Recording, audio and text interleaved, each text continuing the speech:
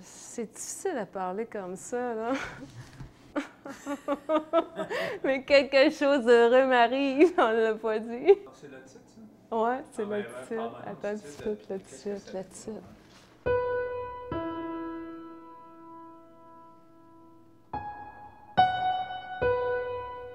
J'ai fait la mise en scène de mon atelier ici à la maison du village. Donc, j'ai métamorphosé l'espace. Donc, c'était vraiment important que je me sente bien comme à la maison parce que là, je m'installais comme artiste en résidence, ce qui veut dire que j'allais créer sur le lieu même pendant 2 mois et demi. Dans mon travail antérieur, j'allais beaucoup plus dans les détails, dans les accumulations.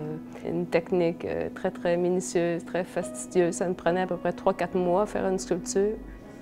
J'ai vraiment changé de technique. Ça a été vraiment un défi.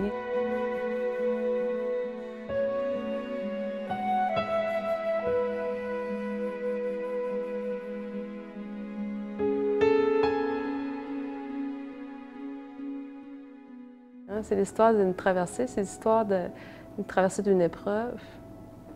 C'est l'histoire d'un deuil, c'est vraiment... Donc, ce qui est arrivé il y a 3 ans, c'est que mon amoureux est mort. Donc,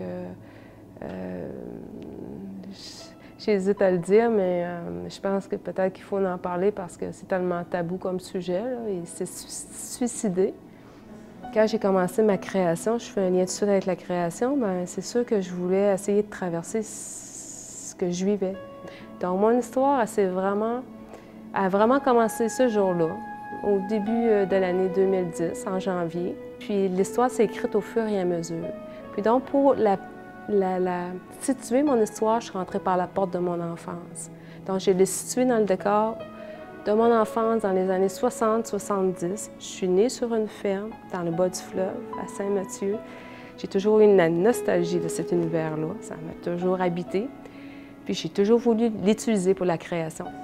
Puis après, mes matériaux, ils sont venus tout seuls. C'était qu'est-ce que j'utilisais pour dessiner quand j'étais enfant? Bien, c'est la gouache, c'est le papier, des petits formats.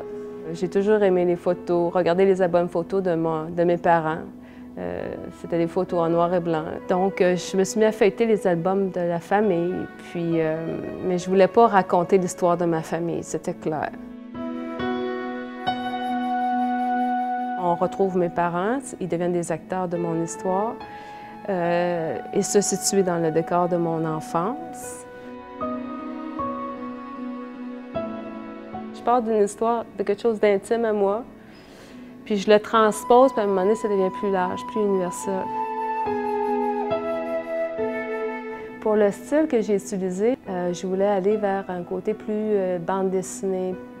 Ben, sans être bande dessinée, je ne suis pas BDiste, là, puis je serais bien prétentieuse de le prétendre. C'est un métier, là, ça s'apprend.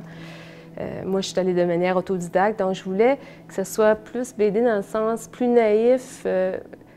Pour moi, ça venait enlever du côté dramatique à mon histoire. Ça venait mettre une touche d'humour. Donc, c'est pour ça que j'ai utilisé volontairement ce style-là, autant dans les gouaches que dans les sculptures.